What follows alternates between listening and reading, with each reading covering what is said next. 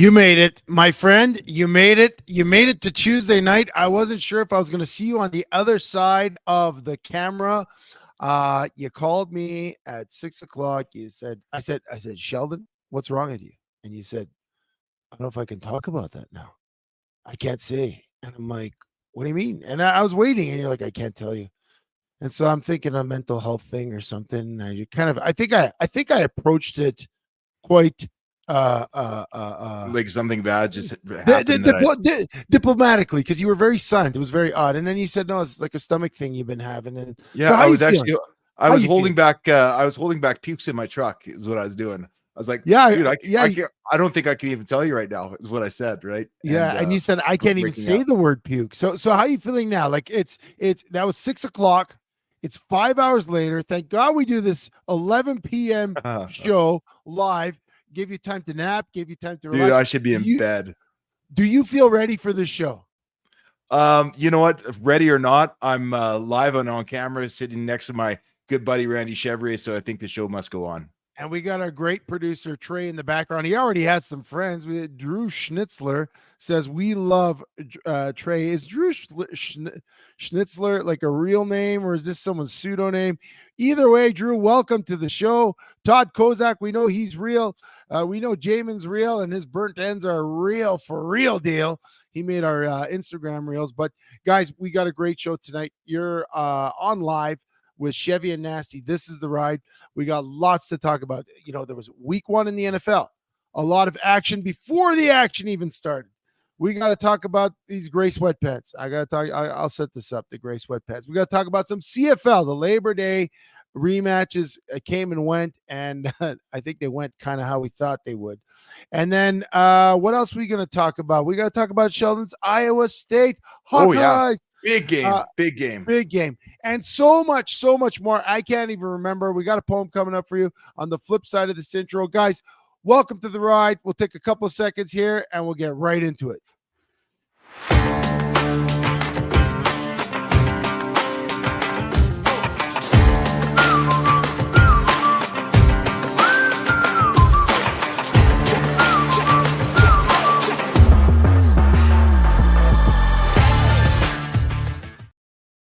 And Drew Schnitzler is real. Drew Schnitzler, welcome to the ride with Chevy and Nasty, sponsored each week by Performance Freight Management and We Drone Real Estate Media. Sheldon, where do you want to kick it off? So you're feeling good. Are you feeling good enough to poem? Yeah, I think I got a poem in me. I mean, I only got this about 2.5 minutes ago, but I think we can give it a go. Well, you only woke up 2.5 minutes ago. Not true, but yeah, let's start off with a poem. Let's see if this gets me a little energy going here tonight. Okay, let's get it going. Then I got a fun one for you. Oh no. Yeah, here we go. We are 300 pounds, though you wouldn't know. It's like if we were pregnant, we wouldn't show. That's funny, Chev. I like that one. I know. Yeah. When speaking of show, we're glad we are back. Sometimes we want to quit, but you guys are as addictive as crack. And the show is addictive, too. Yeah. To speak about sports, and sometimes nothing at all, we don't discriminate on our stories. We'll pick the big or the small. In sports, we like CFL, but we'll talk some NFL, too. We dip our feet into other sports, but not basketball or kung fu. Well, a little bit of kung fu when the medals, even a little breakdancing, Chev. We did some breakdancing. So much has happened last week. We don't know where to start. I really want to rhyme this one with fart, but we try to pick the story and then tear it apart. See, I got fart in there. We are Chevy and Nasty. Our show is on live. And if you're joining us right now, then welcome to the ride. Like Drew Schnitzler. Welcome to the ride. And we got Drew. And Jack Fulton joining us via Facebook. Hi, Jack. Hey, we love you, Jack. Great to see you on the show. So we talk about where did you get that pregnant and wouldn't show? Because that was funny, dude. Man, I don't know. Like this week, I didn't even rhyme with one headline because there was so much to talk about, so much going on. And, you know, the one thing I said is, yeah, look at that. Rubio says the Nasty is the Michael Jordan's flu game. Just shows up, focuses up, and ready to go. So there you go. So I'm hitting you with the story that's not mainstream right now. So I'm going to set it up. And there's a lot of men listening to our show, so you guys might learn something from them. Thanks for the kudos on the poem, Drew. So I finished work yesterday, 5:30 p.m. I drive to Red Deer. Now, you guys know Brittany, my girlfriend, lives in Red Deer. So I get there about 7:15, sitting on the couch. We put our kids to bed, and Monday Night Football's on. Now, we haven't seen each other in a week. But, when Monday Night Football's on and you're talking with your girlfriend, your eyes kind of wander while your brain and your mouth is in the conversation. And she's like, you got to stop watching football. Like, you just got here. I'm like, I know. So we're talking. You guys have all been there, right? Last night's game, it was Aaron Rodgers. Everyone wanted to see if he's going to blow his Achilles again. It was Brock Purdy. Like there was so much going on. And I'm sitting there with Brittany, and I love just sitting and chatting. But football's a little different. Like, we should have turned it off, but it's on. So we're having a discussion. And she's like, well, if I was wearing lingerie, would you get up from the Super Bowl? Would that get you off the couch? And I was like, yeah, I guess so. Yeah. Like we're talking a little bit about, clothing styles. I'm trying to fast forward the story. Like, cause we were, I got to jump in right there though. Like, you can tell where a guy's at in his relationship. If the answer, first off, you have to answer, of course I would, honey. Right. But you can tell where you're at in a relationship because, well, the real question is, well, what's the score in the game? Do I have money riding on it? Is it my favorite team?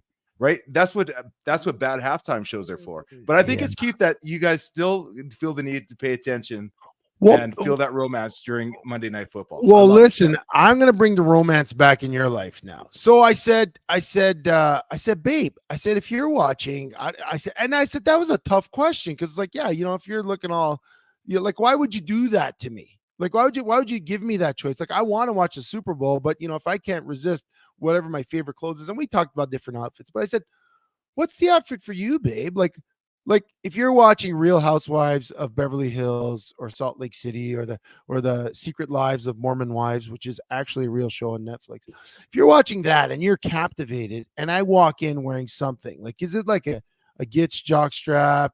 Is it like a 3-piece suit? I don't know what it is.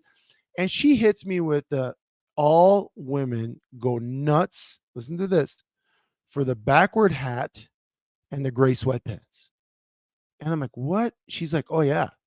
She's like, if you go online right now, and Trey pulled one up, it is like the biggest phenomenon. Like, I don't know if you guys know this, gentlemen out there, do yourself a favor and get some gray sweatpants. Because apparently, like if being a middle-aged man was a video game like Fortnite, that's like our opening skin.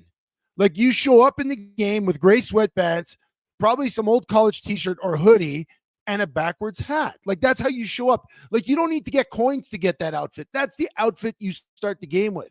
And apparently that's the sexiest thing to women out there. I want to know, do you guys know about this? Like, and if you didn't, are you going to pick up some gray sweatpants? Like, Sheldon, I have a tub. Well, I have a tub. Wait, I've got a tub in my basement full of old NFL, CFL sweatpants, and they're all gray. I'm about to this weekend replace my entire wardrobe of jeans, shirts, anything, just to put gray sweatpants and my backward, because I got a lot of hats too. Now she wants me with my shirt off, but in public, gray sweatpants and a backwards hat apparently is the biggest turn on. Have you guys tried it? Do you have the like that will put the spice? To be honest, I haven't even heard of that one yet. So I go to football practice. What's the appeal of that one? Is I'm too cool to care? Is that the bad boy look to have the hat on? I see you're already practicing it right now. Oh yeah, I got the backwards hat now, and you know what? So this is what I did tonight.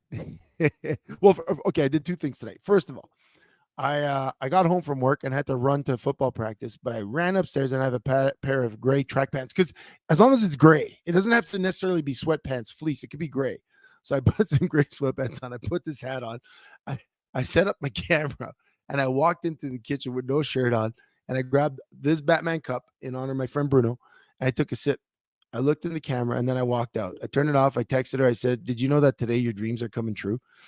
So I did that for her. But the next thing is I went to football practice tonight and I had this talk. See, look, Bruno's there. I had this talk with some of the football coaches, and they knew that this trend has been in existence for at least the 4 years. But if you go online, there are TikTok. Look, Kozak's wife. Cozy says his wife says it's a man in a suit. Oh, she likes a man in a suit. Ask her about the pants. Sheldon, ask every man. girl's crazy about their sharp dressed man, right? That goes right back to the 80s. Sheldon, just shout out the door and ask Amanda if she'd like to see you in a backwards hat and gray sweatpants. Just do it right now and see what she says. Yeah.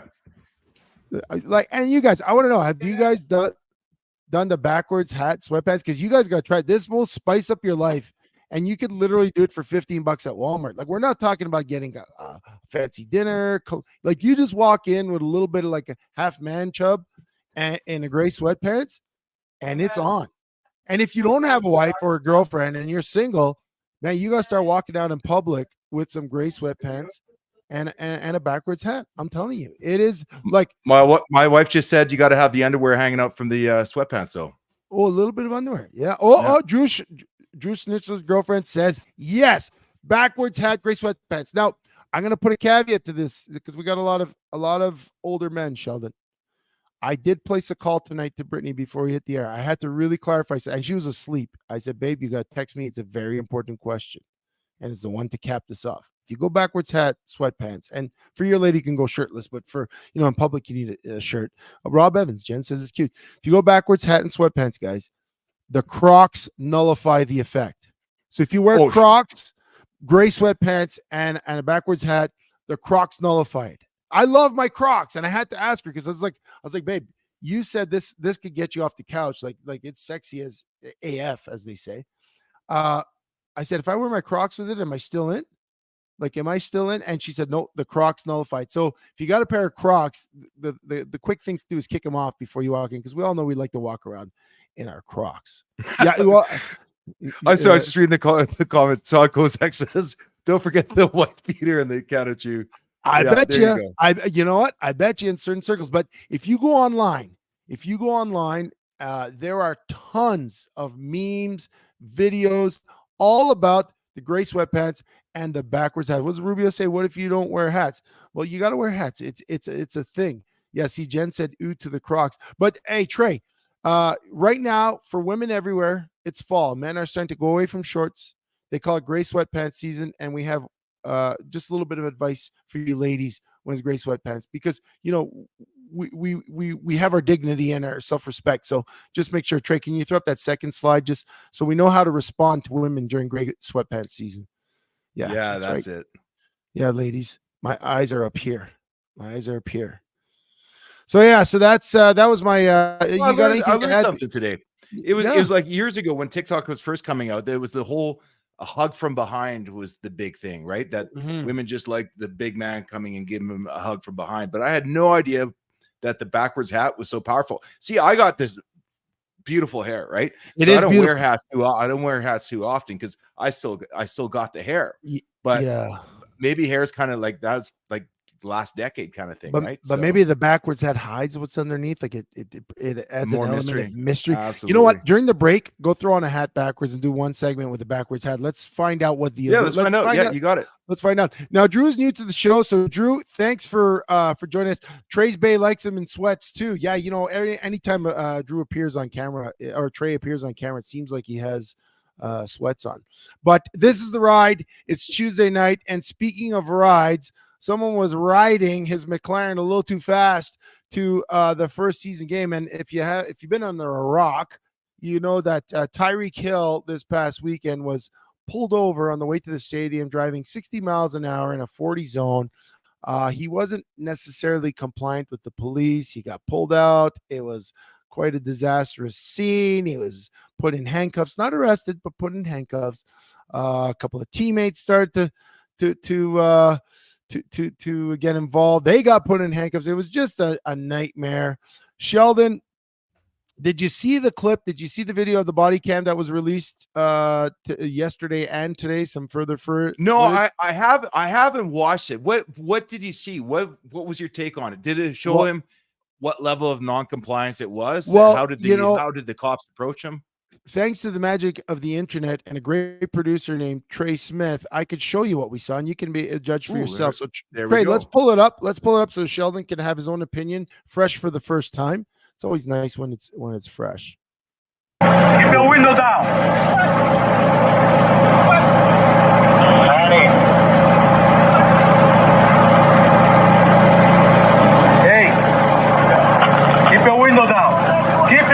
down, I'm gonna get you out of the car. As a matter of fact, get out of the car. Give me that. Get out of the car. Give me that. Break that freaking window. Get out of the car. Get out of the car right now. We're not playing this game. Get out. Get out. Get out. Get out. Get out. Get out. Get out. What part of law don't you understand? Hey, Drew, I'm getting arrested, Drew. I'm getting arrested. I'm getting arrested, Drew. I'm getting out, bro. God damn, twin. When we tell you to do something, you do it. You understand? I'm getting out. You understand? Not what you want, but what we tell you. You're a little confused. I'm getting out, bro. Too late. Too late. All right, bro. Take me to jail, bro. Do what you gotta do, bro. We are. We will. Good, bro. It is good. Hey, Drew, hey. Don't worry about it. I hung up the phone. You stop crying. Bro. Y'all. Don't move. Good. Bro, you beating on my window like you crazy. You set him up? Why y'all beating on my window like y'all crazy for? Damn, dude, beating on my window like he crazy. I ain't do nothing, twin. Damn. Yes. Wow. That So- escalated really quickly. Really quickly. So big news yesterday going to the NFL, and it comes, as NFL on Sunday, as NFL Sunday hits, right? And before the first kickoff, this is happening on Sunday, and the news is out, right? And the internet, if you're going by the internet, it's split. A lot of people think that Tyreek was being completely nonsensical and non-compliant. A lot of people think the police were being overzealous and a little bit of abuse of power. Sheldon, what do you think?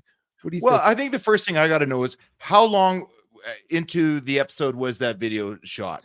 Like, were they asking? Because first and foremost, okay, tell me, do you have an answer to that? Well, just pre to that clip, he did have the window down. He gave them his ID after they pulled him over for the infraction, but he rolled up his window and they asked him to keep it down.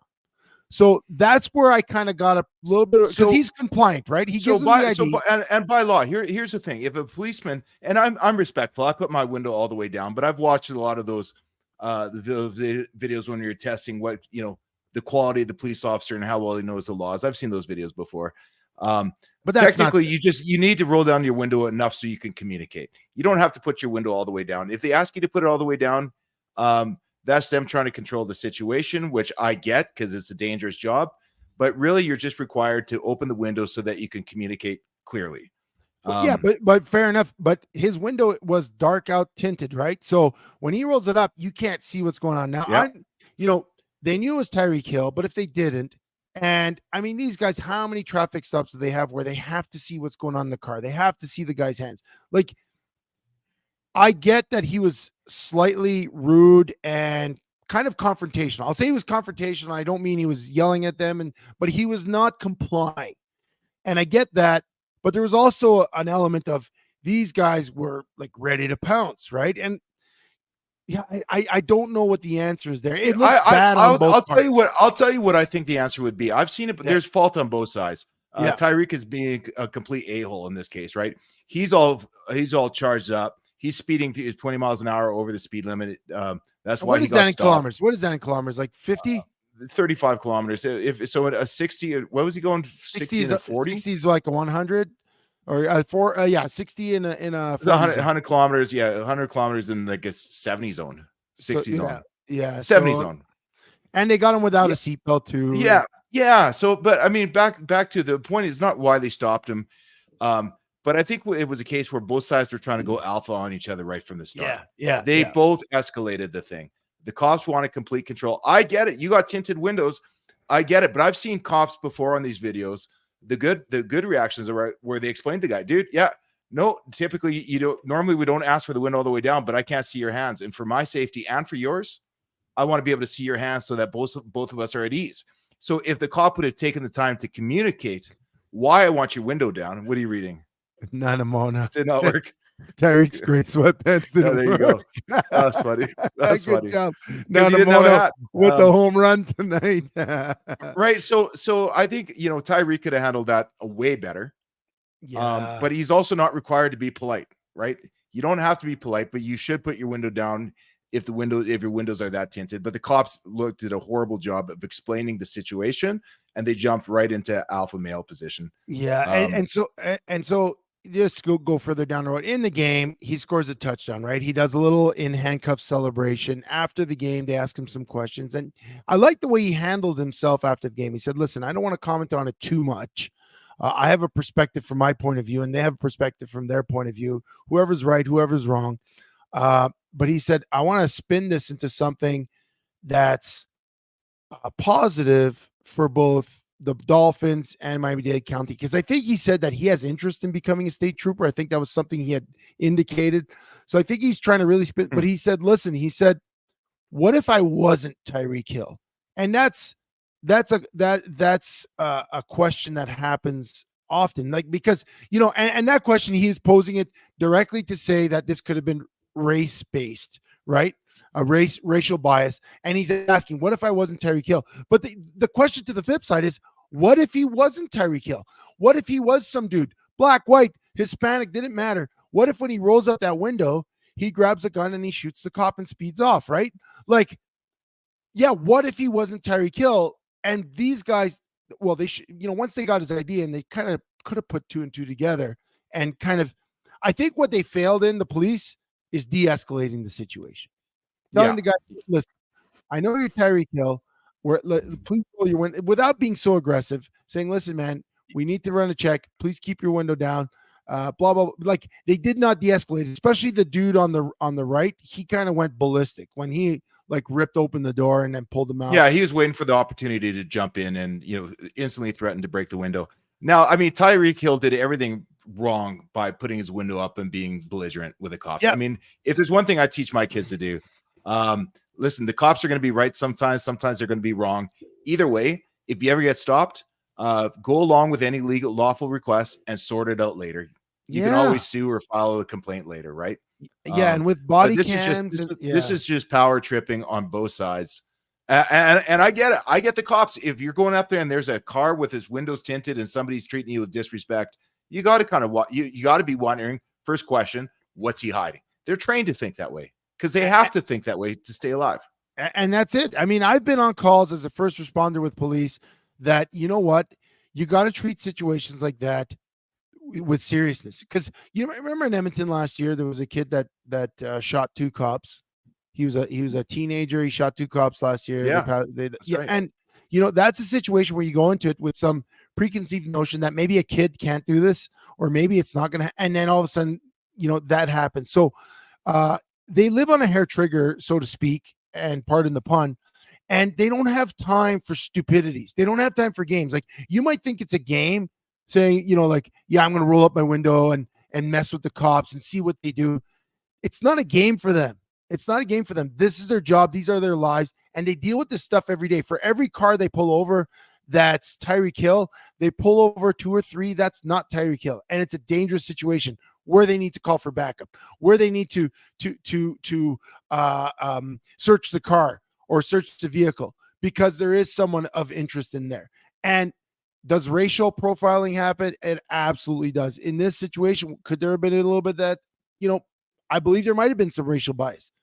But when you live in a state where that happens with the police, are you going to mess with that? Like, if I know there's grizzly bears in Kananaskis, and when they put out a grizzly bear warning, if I go out and I don't, and I go with an open pack of food, I'm messing with it. I'm messing with nature. And that's the nature of how things are down there. It's not right.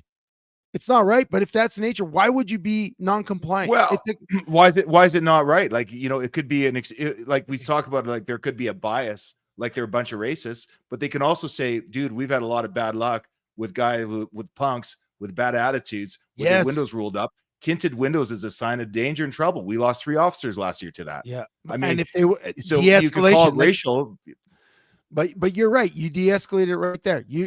That would be a great way to de-escalate it. And this is the other thing. Like, what would it take them to just stand there with his windows down and just box his car in and wait? And once they figure it out, it's Tyreek Hill, say, listen, man, we know you got a game to go to. Do you want to go to your game? Because we're just going to stand here until you cooperate with us.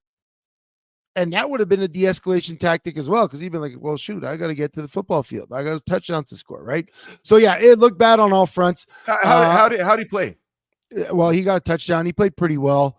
He had like a 97-yard touchdown. It was ridiculous. But this is the thing. At post game and yesterday, the Dolphins come out backing their player, talking about how disappointed they are in the police. The police union talks about backing their guys. The 2 officers involved are placed on administrative leave till they sort it out. But again, real ugly situation. Shows how it can divide the internet. Where do I sit? I really think that he should have been a little bit more compliant, but I do think those cops were ready they were in the red before it even got there, right? And it looked bad, and it's one of those situations that puts things to light. Just like last week we talked about Johnny Gaudreau and how that situation really put on blast what happens when you drink and drive. This situation put on blast, so to speak, what happens when people can be non-compliant and when police can be overzealous and maybe overusing their authority a little bit more. But yeah, no, I thought that was a great one to start with. Sheldon, I expect that after this break, you put on a backwards hat. We want to be the judge of how you look. Maybe Amanda's going to look at you with some different I heart emojis after this show. But guys, we got to take a break. Again, we want to welcome all our new listeners, all of you joining again. We love having you here. It's the Ride with Chevy and Nasty. You know, you can find us live at YouTube, Facebook, Instagram, X, Spotify, Apple Podcasts, anywhere you find your stuff. Please like and subscribe so you can download our show the next day. If you don't catch it all tonight, you go and listen to it in the car. We're going to take a quick break. When we get back, lots more to talk about right here on The Ride.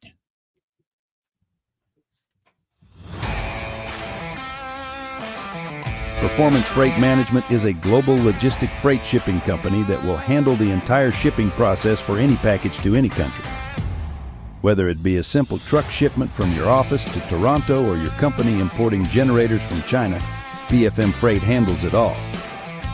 We have the expertise and technology to handle any shipping requirements. Skip the guesswork and let us take the shipping pain off your plate.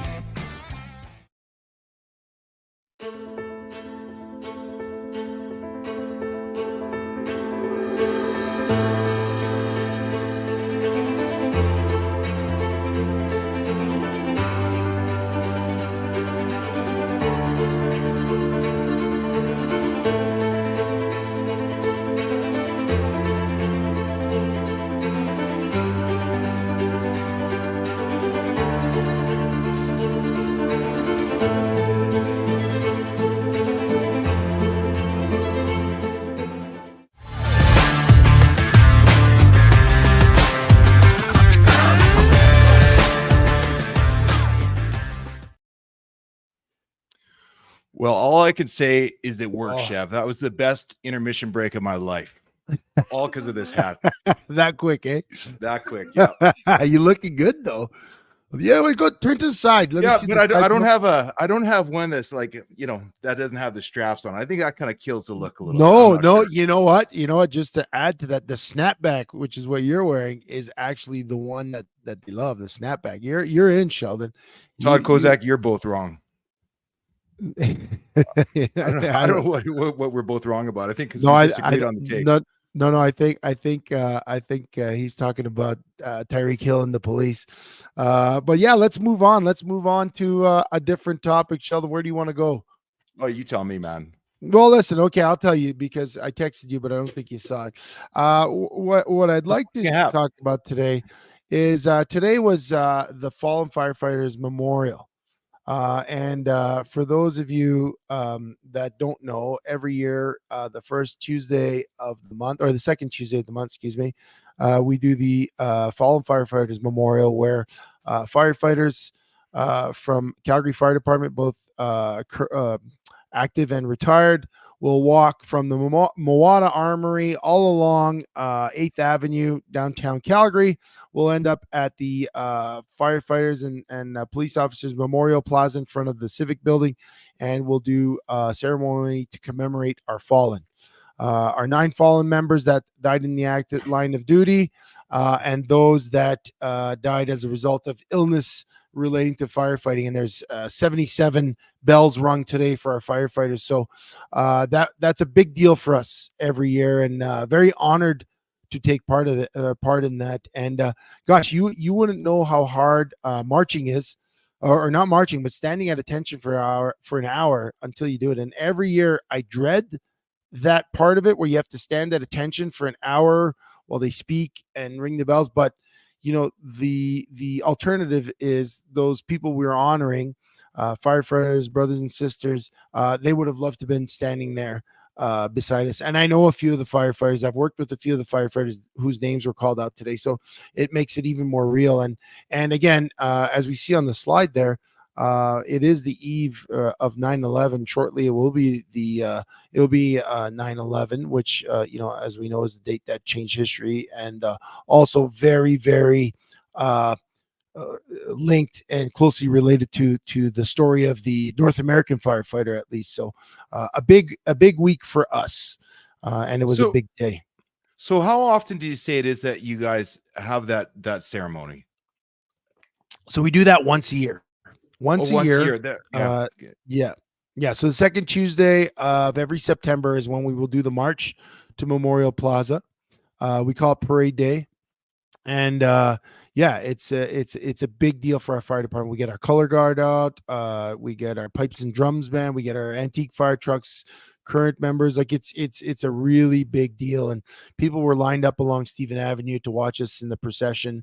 Rob Evans, who joins us, not only is he a 911 dispatcher for the city of Calgary, he's also the fire chief in Redwood Meadows, and he understands a lot of the sacrifice, a lot of the members that put their lives on the line. And really, I mean, I'm not working on the trucks anymore. I did my first few years. Been to a lot of hairy calls, not just fire related, but even when you talk about some medical calls and some sticky situations where you're in with the police, we're all hazard, all response. And I also know you because we talked about it a few times. Even though you're not in the truck, when you're in your other truck, company vehicle, you've had to respond to situations on the side of the road before. So it's not like you're not a first responder working out of the office. Yeah. You still got to be ready and keep your training in check. In fact, do you still do much of that kind of training? I don't do too much. I don't actually do too much of the fire training right now because I have to be recertified on a number of activities before I can jump in a truck. But my first aid and all that is still there. But it's been now 4 years that I've been off the trucks. I do miss it. Let me ask you this. Yeah, it's go ahead. Probably a different direction than you're planning to go, but do you miss it? Do you miss that? Do you miss it, or do you like the regularity of the office job? Or I miss it a lot. I think I was cut out to be a firefighter. I was made like, it's basically like being in the football locker room, and instead of knowing what time kickoff's at, you sit there, and then when the bell rings, you run out, and it's like you got kickoff 5, 6, 10 times a day, depending on what hall you're in. Actually, now that they do 24-hour shifts, you're like 20 times a day, it's kickoff time. So, and you're with your team, you're with your guys, and it's quite an experience. And I miss that. I miss the physical nature. I miss the team aspect. I miss helping people. I miss the adrenaline rush. There's an adrenaline rush when you get to a fire scene and you see the smoke.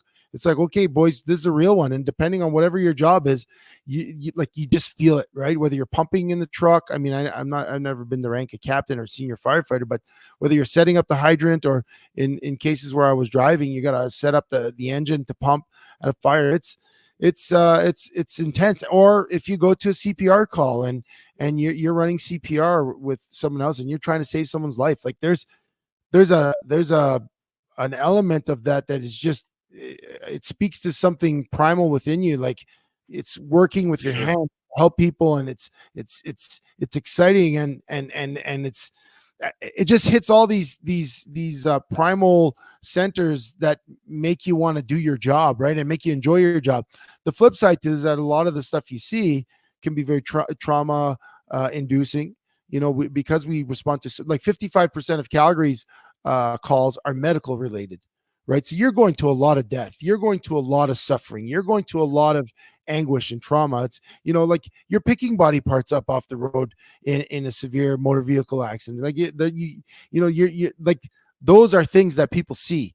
that people will never know, right? So you got that part of it. So do I miss some of those parts of it? Not really. It never really affected me.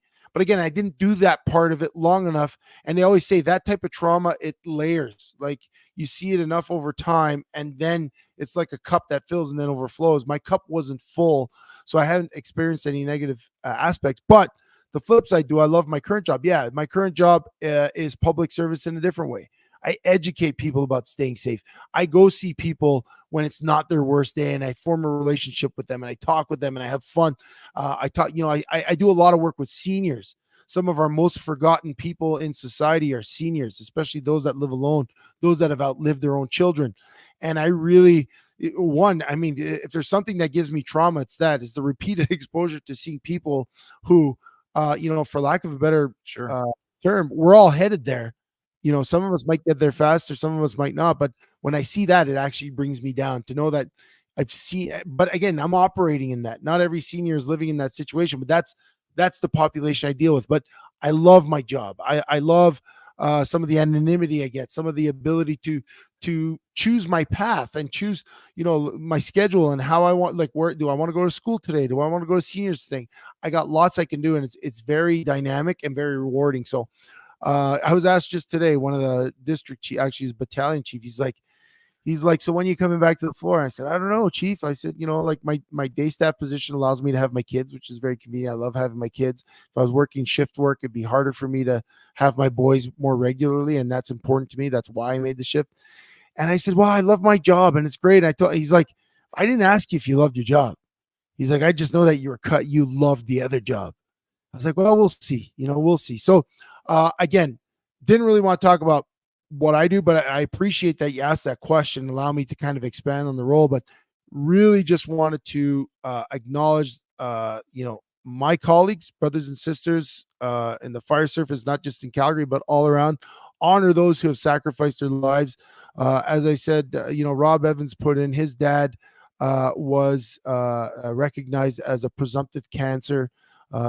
Technology in the fire service and equipment has advanced in the years, but unfortunately many firefighters in the old days fought fires with not really the proper equipment, but they still sacrificed their bodies. So again, beautiful event, wonderful ceremony. We had the parents of one of my former colleagues, Derek Sharman, who passed away a couple of years ago.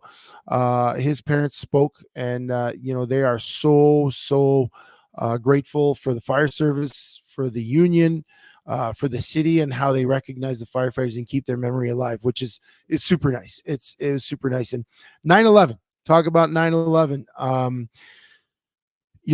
It kind of leads into that. I think everybody that's big time. That's the one event I think everyone knows where they were and what they were doing. Type it in, guys, in the comments. Want to know where you were, what you were doing 9/11. Sheldon, where were you? What were you doing during 9/11? Well, I would say I was with Rough Riders at the time, and back then in the CFL you could choose either to start your practice day at 8 or at 1 o'clock, right? And I think with the Riders we were at 1 o'clock. So early that morning I was just getting up, having coffee, breakfast, when all of a sudden I got a call from Tyson St. James, a defensive end, the guy in the line. Yep. Called me and said, is your TV on? You have to turn it on now. And turned it on and basically saw that picture right there, right? The tower just smoking. And I think it was just after the first, maybe the second plane hit. First plane, because I saw the next one come in. And it was just absolutely game-changing. It's one of those surreal moments. Much like, a more recent comparison, that day Friday, March the 13th, when COVID hit and the next day the roads were just clear, right? It was just something so eerie in the air. You're watching this happen and you don't know how to feel about it, right? Yep. But as the day goes on and the week goes on, it definitely, I mean, that day probably changed our life and our lifestyle in this country more than any other event in my lifetime. So it was a massive tragedy. It changed the world. And it reminded you that you need good guys looking out for the bad guys. Yeah, no, absolutely. I was living in the States. I was actually in Dallas. It was our day off. So it was a Tuesday.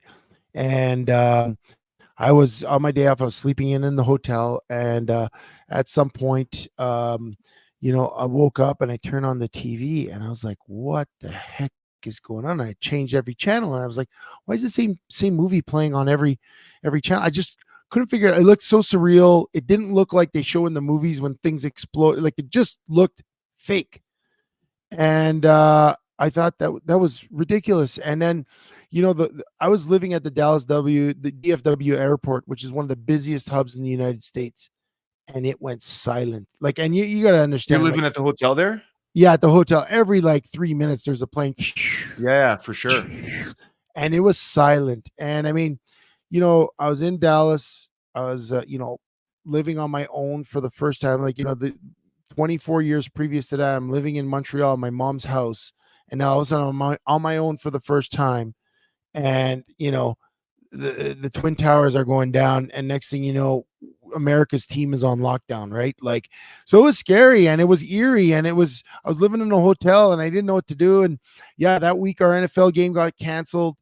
We were supposed to go to New York at some point. We went later in the season, and I'll never forget, and I always tell the story, went to New York, and ground zero was still smoldering. Like as the airplane's landing at JFK or LaGuardia, I don't know which one is the one you cut by downtown by the water, you could see it still smoldering. And that night we had a chapel service when we landed, and a bunch of firefighters that were not the first engine in, but I think one of the second engines in. They spoke to us, and it was very moving at the time. I still have the hat that the firefighter gave me, the FDNY.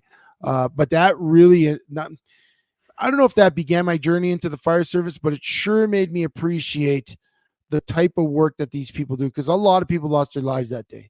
Oh, for sure. Not just the people in the buildings, but the people that ran into the buildings to help. And some of them Yeah. it was instantaneous. So one of the, I believe it was 388 firefighters died that. Yeah.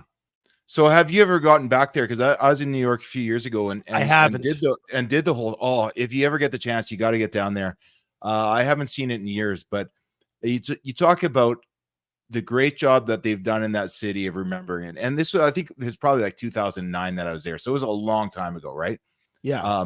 But you could still tell that there's such a spirit in that city, and you could tell how the whole city came together. And just the brotherhood in New York. I always thought New York was like a tough, rough town, and I was shocked by the people and how generous they were. But then when I went to that museum, and with all the volunteers that were working there and all the displays, they did such an amazing job of bringing it up home and personal, really making you understand what the lives of the people that were working in that tower were like. Tell some of the stories of how it affected the families, and most of all, the story of the firefighters. Right. Yeah.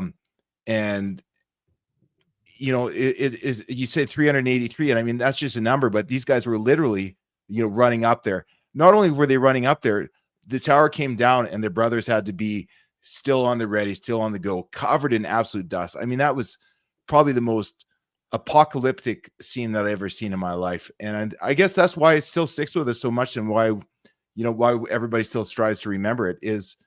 It was one of the darkest moments in our history, but it was also one of those moments that we can use to bring everybody together and just appreciate who we have, and what the role of the first responders, what they do for us. Yeah. So to be accurate, it was 343 FDNY firefighters. The attacks actually claimed the lives of 2,977 people. So yeah, you're right. It was one of the biggest moments. It thrust countries into war, Middle East wars, which, I know there was wars before that, but that really put us back at the forefront, and terrorism changed the entire landscape of the way we travel, the way we communicate, the way we do anything, really. And still to this day. Before that, you could just drive across the border. Yeah. Right. Yeah. You didn't need a passport.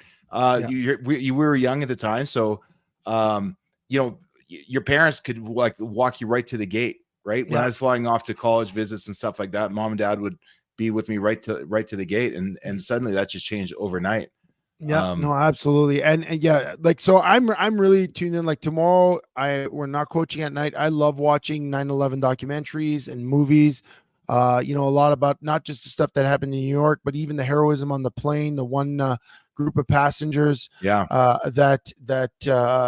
guess they rushed the cockpit, and the plane crashed in the field in Pennsylvania, but they averted another super crazy disaster. Hey, let's welcome Jenna Ganjay to the show. Our old producer. Hey, Jenna, what's up? Jenna. She's on the show. Jenna, what is up? Yeah, so we're happy that you're joining us. We'll shift gears. We'll still keep it in New York. It's Chevy and Nasty, where it's the ride, 11 p.m. Tuesday nights, Mountain Standard Time. A little NFL happened this week. We won't get too much into it, but let's keep it in New York. New York Giants show up on Sunday with some pretty interesting uniform choice. At first take, I thought I was watching the Montreal Canadiens show. And I don't know if you saw this. I did. Maybe Trey could pull these jerseys up for those of you that haven't seen. The New York Giants played on the weekend. They got destroyed. They burned their quarterback's jerseys. But look at those jerseys right there. What do you think? What's your take? You like him, Sheldon? What? You guys like him? I might be in the minority, but at first glance, when I see those, they pop.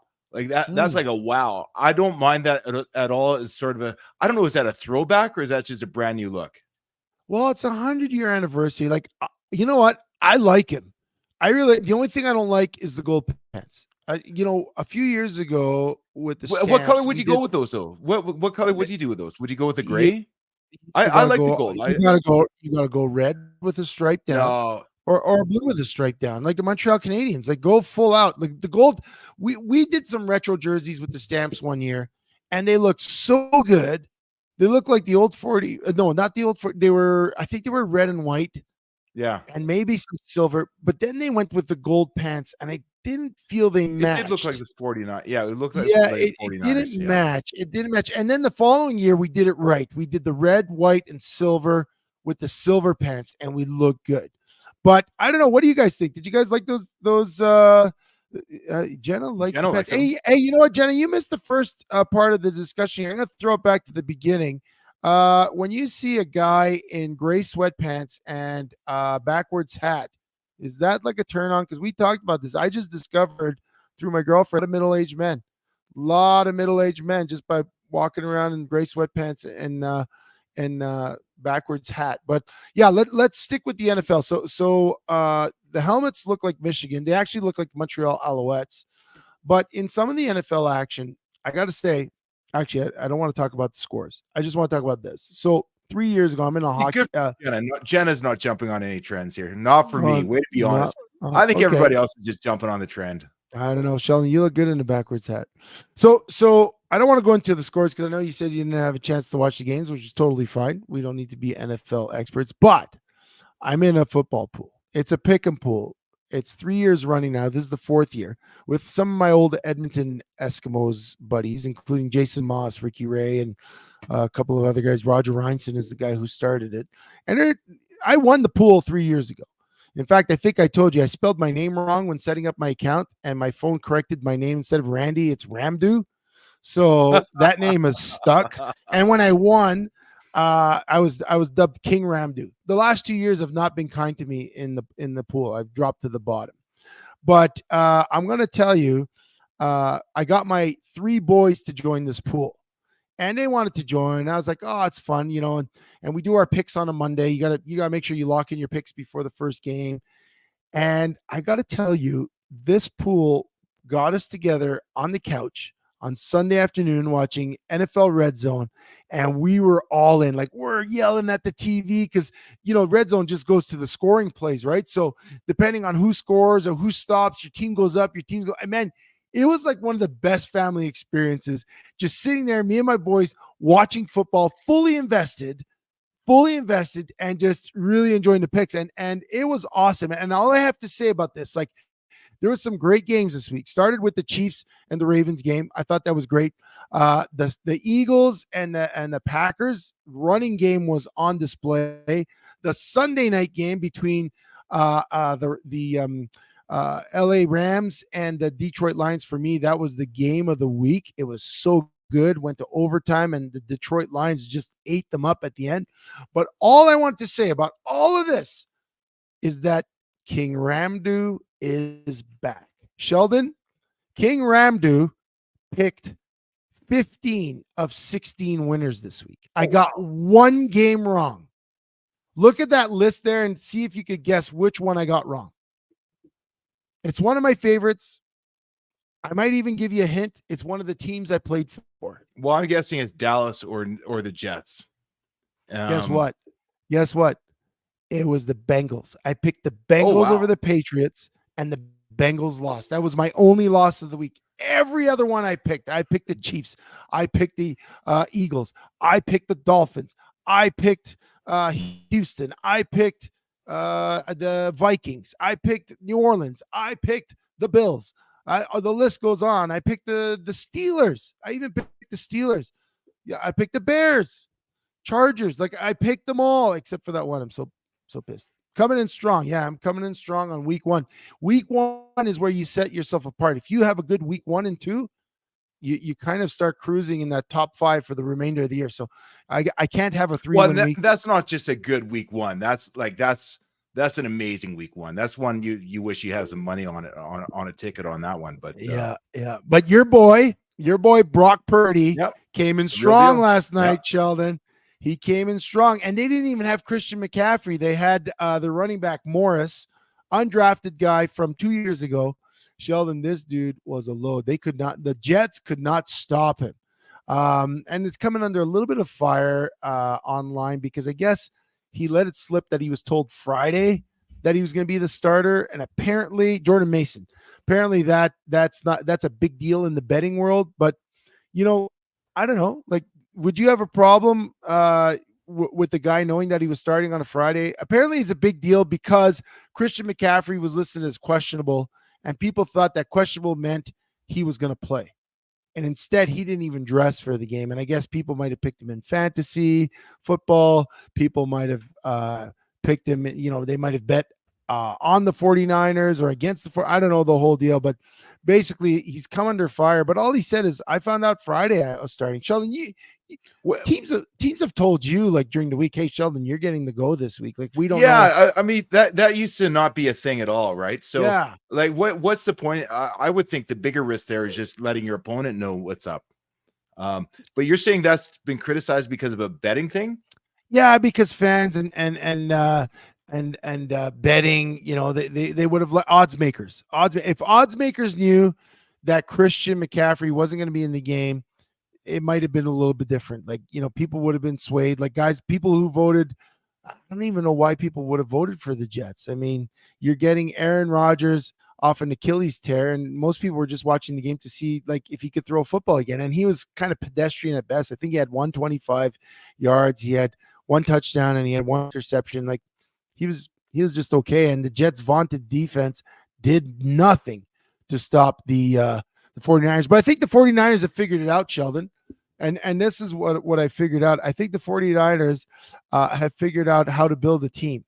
You pay your quarterback the least and you pay everyone else. Like you gotta see these numbers. Nick Bosa, his salary, I get $170 million. Brandon Ayuk, $120 million. Fred Warner, $95 million. Jonathan Hargrave, $84 million. Trent Williams, they're a left tackle that they just signed, $82 million. George Kittle, $75 million. Deebo Samuel, $71 million. Christian McCaffrey, $38 million. I'm going down the list. $38 million for McCaffrey. Yeah, I'm going down the list to find out where Brock Purdy is, and I'm telling you, you got to keep going. I think I missed him. Did I miss him? Oh, Brock Purdy, $3 million. Yeah, that's his salary. That's his rookie salary as an undrafted dude. Like they never, and you know how they have all these. Well, guys. That's not per year. Or that's his entry deal. No, that's his entry deal. That's what he's at. Like if you're going on average salary of what his salary is this year, let me get back to Brock Purdy. His average salary is $934,000 a year, right? And their top guys are making $34 million. But you know what? You got to think of this team that they have Bosa on the end. They got Trent Williams blocking for him. They got Christian McCaffrey. They've got Ayuk. They've got Kittle. They've got what's Did you the mention other dude? Deebo yet? Deebo Samuel. Like they got everyone. Like Fred Warner on defense. Like you like this team is stacked. And the guy that's pulling the trigger is like the most understated and maybe underpaid guy in the NFL. Well, I'll tell you what, the NFL is a copycat league, and so if anybody's paying attention, they should be paying attention to the next quarterback in Iowa State right now. Came out last year as a freshman starter when the original starter was ineligible due to gambling. But Rocco Becht just went in. They had a big win last week, but it was against like North Dakota, one of those small schools that just came up to Division I. This week, they went into Iowa City playing the Hawkeyes. Now, wait a second. Wait, pause right there. Tell me about this rival, because you played for Iowa State. Oh, and dude, this is big. Iowa's This big is as big as the Banjo Bowl, maybe even bigger. Well, in that you got to about 90,000 people there, and the entire state is divided right down the middle on who supports who. But Iowa Hawkeyes have had a long history of dominance over the Cyclones until the last, the recent years. But yeah, they went in there against all odds with a sophomore, now a sophomore quarterback. Yep. 120. So what I'm saying here is, here's another guy who's been underappreciated. Last year he won like 7 games. Yeah.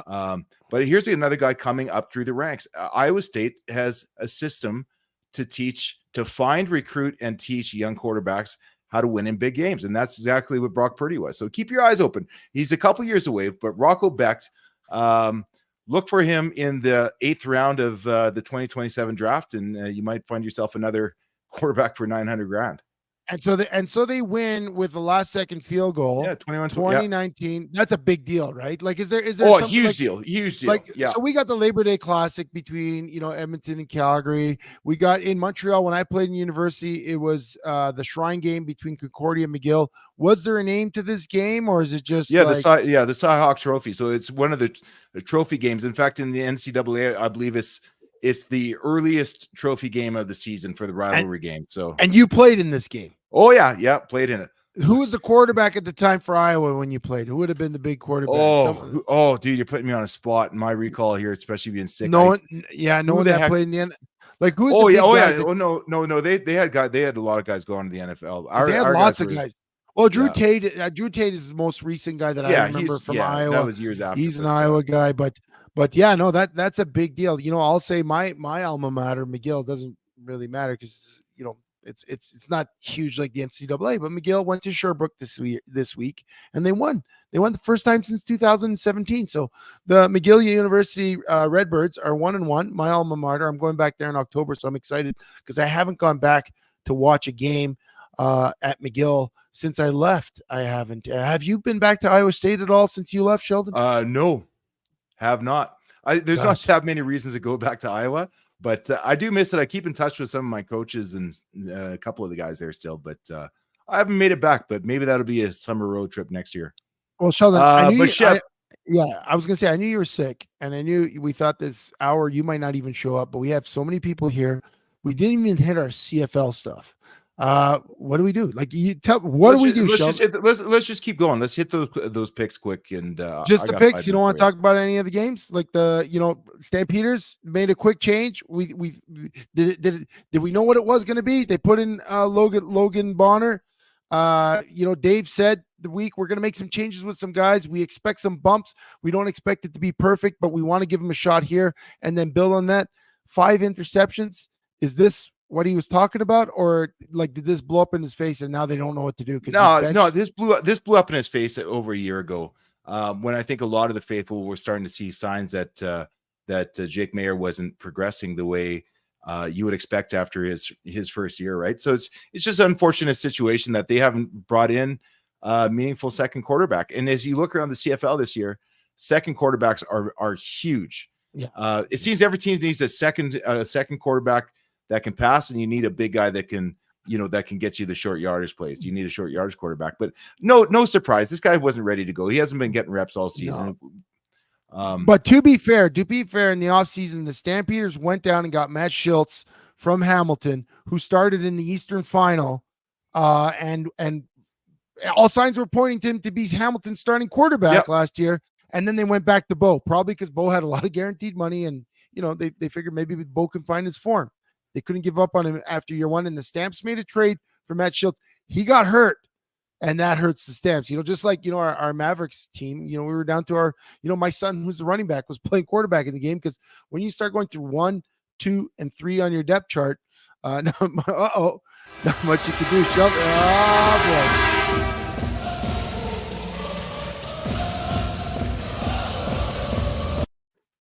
Okay, we're gonna wrap this up. We talked about our Stampeders.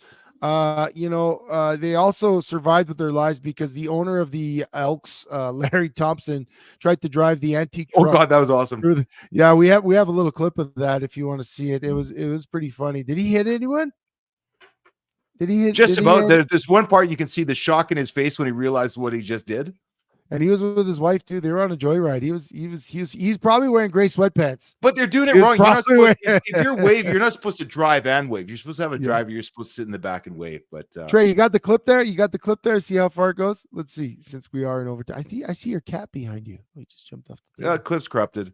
Okay, well, he drove through the bench. Good. It makes our show go fast. Yeah, your cat's behind you. It's going to attack the screen. So yeah, Elks. They did lose McLeod Bethel Thompson. He got hurt at the end of the game. So Trey Ford is starting next week. Are we going to get good Trey Ford? Or are we going to get bad Trey? Did we have bad Trey Ford? I don't think we did. He's been pretty good when he was in. It's just he got hurt. But they got a bye week, I think. Edmonton does. So yeah, you know what? Let's look at our picks from last week, because I don't know if I want to see this. Nana Mona hits another home run. Oh, did you put that clip up again? You know what? Nasty's got the gray sweatpants and the backwards hat. He's attracting all the pussy in here. Okay, let's move on to the picks. Okay, 2 and 2. Okay, 2 and 2. I fell. What were our picks? Remind me who we picked. Yeah, do you remember yours? Yeah, I remember. I picked Montreal over BC, and BC won in Montreal, which that's huge. Toronto and Ottawa. I just thought that this was the week Chad Kelly was going to do his thing, and guess what? I think I picked Toronto too. Yeah, Toronto looked terrible. Chad Kelly is not the Chad Kelly he was before he was. Toronto looks broken. Like, and Ottawa they've lost awesome. World beaters. Yeah. It's going to be nice to see what happens between them in Montreal. I did pick, I believe I picked Saskatchewan over Winnipeg. I thought Saskatchewan is finally their time, but yet they found another way to lose. They did knock out 2 Winnipeg quarterbacks in 2 weeks, so that's going to help Winnipeg's next opponent. So we'll get to that in a minute. And then obviously, I think we both picked the Elks. So my only win was the Elks. Everything else I picked wrong. Well, there you go. Awkward silence. I want to get to our picks for next week and then wrap this thing up. Let's do it. Toronto, BC. Nathan Rourke's on fire, man. BC. Yeah, BC's trending in the right direction. Toronto might figure it out at some point, but yeah, BC's looking good. BC is back. It looks like they're heating up. It looks like Nathan Rourke has found his stride. It took him a couple of weeks, and it looks like he's going where it goes. Ottawa and Hamilton. What do you think? Do I pick with my heart or do I pick with my head? You pick with your heart every week.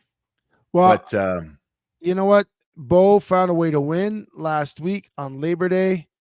Does he find a way? He actually looked pretty good too, didn't he? But he's kind of a big game quarterback. Well, and this is the other thing too. They had a bye week last week. So Bo won on Labor Day. They had a bye week. Chris Jones now has an opportunity to install more systems. I'm sure that he used the opportunity to introduce a lot of his defense. He's kind of a defensive specialist, and I'm still believing in Bo. Although Ottawa is for real. Yes, Bruno, Ottawa is for real. Gosh, I'm going to give it back to Bo. So I'm picking Hamilton. You? Yeah, Sheldon? and I'm Ottawa all day long. Until they start slowing down, I'm not going to. I've lost enough games going against them. But I agree. I think Chris Jones was a real interesting X factor. That defense was looking tight last week. It could mean good things to come. You know what's interesting? I'm looking at the schedule here. There's only 3 games this week. Is that correct? And then Montreal, Calgary. I can't look. I watched the last 8 quarters of Calgary football. Yeah, and it's not good. It's not good. And for me, until they prove anything otherwise to me, they have fits and spurts with some of their players. But not enough. Not enough. All right. Yeah. Montreal, clearly Montreal. But I will give you one more chance here. I know you're just trying to be different. Do you really want to go with Hamilton? Is this the week that they put it all together? You know what? That's going to be my difference maker of the week. If I win in Hamilton, it's going to put me up on you. So I'm going to pick Hamilton because I do believe they have a shot. I do. I like the way they're playing. I like the way they're playing. So I gotta get in there with you. So yeah, a really nice week of CFL action. Only 3 games. Again, I'm excited for the NFL season, not because I watch all the games intently, but I make those picks, and then I just got to beat my kids. They look at me with contempt now that I'm at the top, and I know that the guys that I'm in the pool with look at me with contempt because I told them King Ramdu is back. So I'm very excited about some NFL football. Sheldon, I hope you feel better this week. I know it took a lot for you to come on tonight. It took a lot for you to give us 5 minutes of overtime. Really appreciate that you came on. I know we have a lot of people on tonight that stayed till the end, and I'm sure they stayed because it's Chevy and Nasty and not just Chevy blowing off hot air. So I appreciate that, and I hope it gave you a little bit of something to be on the air with us tonight. You, Sheldon, got anything before Trey closes out?